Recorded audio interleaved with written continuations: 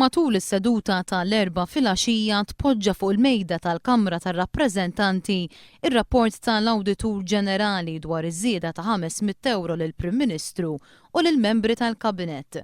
L-Awditur ikkonkluda li din iż-żieda kienet esperjenza imbarazzanti u li tagħti eżempju ħażin.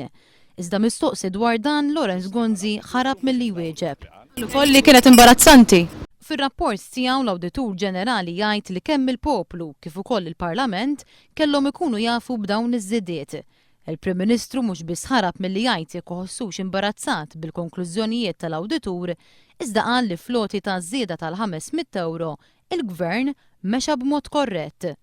L-Awditur ikkonferma li dak li qal il-Gvern kien korrett, li l-affarijiet saru kif kellhom isiru, li ma kien hemm xejn irregolari. Il-Prim Ministru qatt ma ntrabat li hu l-Kabinett se jieqfu jieħdu żieda ta' €500.